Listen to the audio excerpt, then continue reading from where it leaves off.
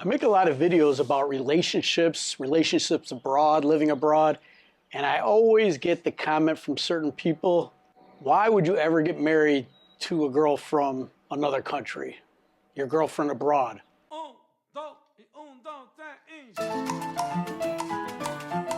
What's up guys, it's Greeny. If you're new to the channel, my name's Brian. My friends call me Greeny. I'm an expat living in Thailand, well, pretty much based out of Thailand. I also have a base in the US, but I do a lot of traveling to a lot of different countries. That's my retirement dream. That's what I retired to do, to travel the world and see as many places as I can, meet as many people as I can. If you enjoy this type of content, I'm gonna give you 10 seconds here to subscribe to the channel. Please do me a favor and do this. It helps push the videos out and okay. I appreciate it. Now let's get into the video. There are some very good reasons why you may want to marry that girlfriend that you're seeing overseas. And I made 5 reasons myself, which I'm going to get into towards the end. As I was researching this video, I came across a message board on Facebook, one of those groups, and somebody laid the question out there saying, or the statement saying that they wanted to marry their girlfriend in Thailand. And there was a lot of different viewpoints about this. So I just wanted to take a look at these comments on here and go through a few of them just for shits and giggles, since it's the topic of the day and this just happened to pop up. But it's Pattaya Thailand group on Facebook. I want to marry a Thai girl, somebody stated. Tons of comments, 250 comments. Obviously this is a good subject. I mean, one guy, go for it, another guy, soy 6. But let me see if there's anything interesting on here. One guy, Ben Thorne, tried it, would not recommend. Another guy states to that guy, I thoroughly recommend it, been doing it for 15 years. Another guy says, why? Another guy, Mike, says, why? It cost me my house. And that comment will kind of be addressed in my video, how you can protect yourself about that when you're married. Another guy says, find a lady from your own country. Much better and more faithful. Really? So here's kind of a actual serious comment that a guy made. Thai ladies are lovely people, but my observation is the culture gap is too wide between a Thai person and a Western-minded person. The risk of divorce is very high. Response: yes, I imagine in many cases that is true because Westerners experience culture shock. From what I told, there are many differences between East and West mindset. Another guy says, not true. I've been married to my Thai wife for 15 years. Happy for you. Wow, the search is so rich. A wise guy. I don't know. So all kinds of comments, but I thought that was kind of apropos considering I was making this video, that there's just so much discussion on this subject online. Before I get too much into the meat and potatoes of this video, I want to let you know this video is being brought to you by Christian Filipina. And kind of crazy story here before I get into my top 5 reasons why you should get married to your love abroad. I was approached by Christian Filipina, and it's kind of weird how this happened. I recently made a video kind of highlighting some of my complaints about online dating websites. And I laid out all kinds of reasons, you know, the scammers, the filter pictures, all these different things. And apparently somebody at Christian Filipina got wind of this and watched my video, and they contacted me. They said, hey, we got this reputable dating website, Christian Filipina. Sometimes I say Filipino, Filipina. It's Filipina with an F. I'll put it up here so you can read it yourself, because you guys know I'm no wordsmith. Anyways, they told me all about their website, and they wanted me to try it out for a month. And you know, I won't recommend anything to you guys if I don't try it out myself and see like it's actually a legit service. So they sent me like one of their top tier memberships where I can actually have video conferences with ladies. I can message. You know, it's the full-on service, and it's been pretty cool. I mean, I'm actually, maybe if I can get my stuff together, planning a trip out there in March to maybe go on a few dates, to do a few interviews with the people from Christian Filipina. And but it's remarkable. I mean, I joined the service. Within the first week, a representative from their service contacted me, talked to me for 45 minutes on the phone, all about their services, tips and tricks, and a lot about how to avoid fraud. And they weren't lying. Like, I've noticed since I've been on this service that many women will send you messages and within like 48 hours, poof, their profile is gone. It says that they have not abided by the rules of service, and basically they're just fraudsters. And the service, I mean, their fraud department does their due diligence to get rid of these people. So, you know, if you're having a conversation and after like 3 or 4 days, if their profile hasn't disappeared, or hopefully you're smart enough not to have given them your personal information before this point, you know you're talking to a legitimate person. So that's something I really like. And 2 weeks later, the lady contacted me again, we talked. They will do things like, if you're real serious about a person, they'll have an interview with that person and let you know what they think, that, you know, if the person's actually legitimate.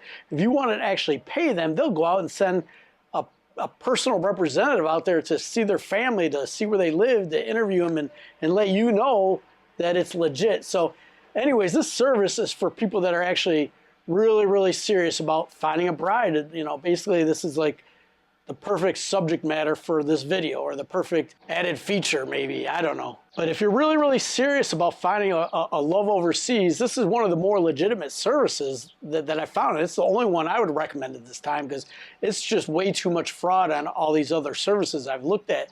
If you're interested, check the link down below in the comments or whatever.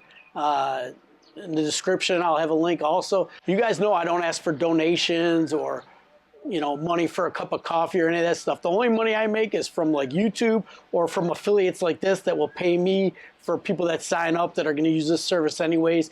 And if I can recommend something good to you guys, I will. And if I get a few bucks kicked back, I'm more than happy to do that. I wouldn't feel right, you know, ever about asking you guys for money. If you ever see Greeny sending a message out asking for money, you know that's a fraudster. It's not me. I don't ask for money. But go ahead and check it out. I mean, if you really, really, really want to meet the right person that's kind of really relationship serious, I think this would be a good start. And I'm going to report back to you guys and let you know a little bit more about it. I plan on interviewing people there. They also have like a visa service that they run to kind of just take care of everything for you guys. I want to interview those people too. So I'll get back to that later, but let's continue on with the meat and potatoes, the nuts and bolts of this video, why you should marry somebody from abroad. So as I was looking into making this video, which I always do when it's like a talking head video, I went online to see what the online experts, the mainstream websites are saying about why you should meet someone overseas and get married. And really, when you look at this stuff, it's just kind of cheesy fluff. I mean, it's like, let me read you these and see what you guys think. So these are the cheesy-ass reasons why just random people online say you should marry somebody from abroad. Explore new food, learn a new language, meet fascinating people, more opportunities for travel, see amazing cities and nature, learn about the country from your loved one's point of view. Meeting your future spouse's family introduces you to a new way of life. And the best part is your future kids would benefit from learning combined cultures. It's a win-win situation. So that was just one of the many, but I went through a bunch of them, and they're all kind of these generic reasons that really don't mean anything more than dating. They don't do anything more for you than just seeing someone or dating. So these are just very non-thought inducing reasons to marry somebody from abroad. I'm going to give you the real reasons why you should marry somebody from abroad. And some of them may seem selfish, that it's just advantageous to you. But really, it's an advantage for both of you, because both parties are going to benefit from the reasons I'm going to give you right now. So let's get into that. My top 5 reasons, and reason number 5 is something that I bet most guys never even think of. That's probably a top reason why they should get married, how it really will help them out, even if they're living overseas. Number 1, you really love your partner, you're planning on spending the rest of their life with them, and by marrying them and having that legitimate paperwork showing that you're married, shows them 100% commitment that you love them, that you're going to be with them forever, that it's not BS, that you're not screwing around. Now you can say, oh, you can do a village marriage, you can be dating and do this type of stuff, but this kind of leads into the next 4, because this is the first step. This is what you need to do to really, really, really, truly start your life together in an international sense. Number 2, you want to be able to travel with your wife. You want to be able to take her to your place, go to your home country, come here freely, uninhibited. You may be able to want to share your home country with your love.